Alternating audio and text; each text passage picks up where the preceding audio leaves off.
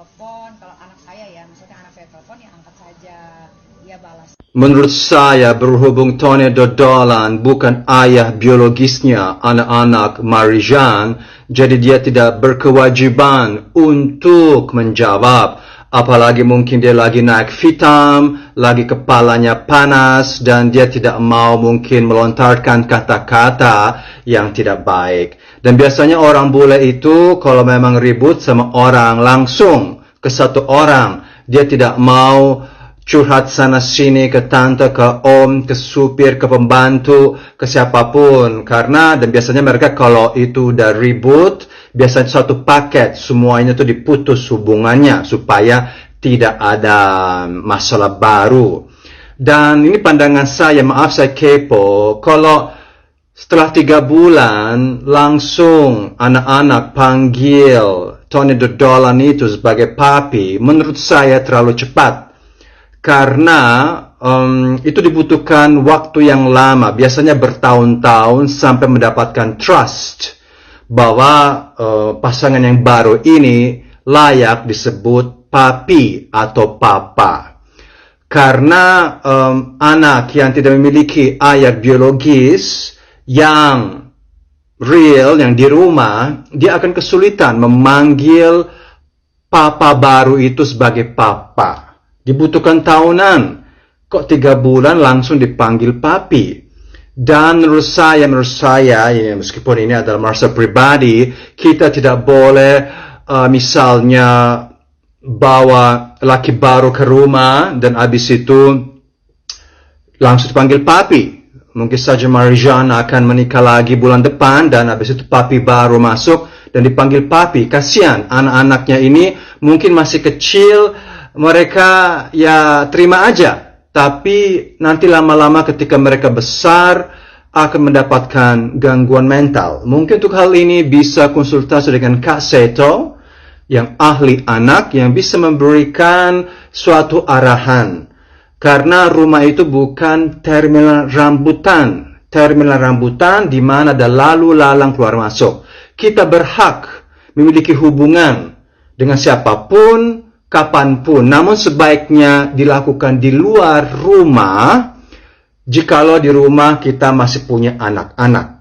Ya, karena rumah itu adalah tempat suci di agama saya. Tidak boleh ada lalu lalang laki-laki, kecuali kita itu kos-kosan, mau bawa satu RT, satu RW, nggak apa-apa. Namun di kos-kosan itu juga ada Bu RT, Pak RT yang sering melarang bawa orang sembarangan. Itu pandangan saya, maaf kalau saya kasih input.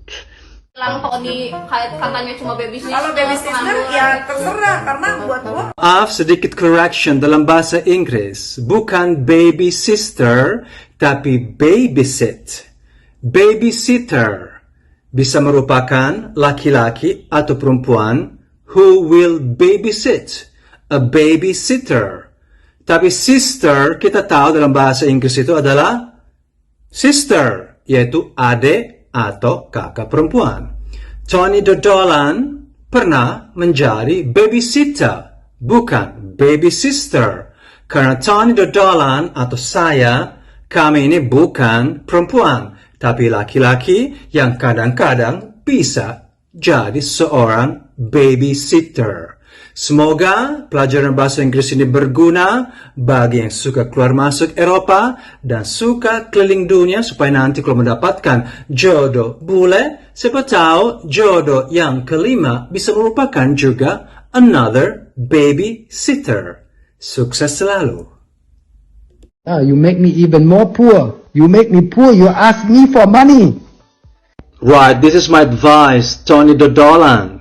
First of all, kamu harus kembalikan tas kesayangan Marijan itu kepada beliau melalui kamu menitipkan tas tersebut ke Bunda Korla yang sudah pulang ke Jerman.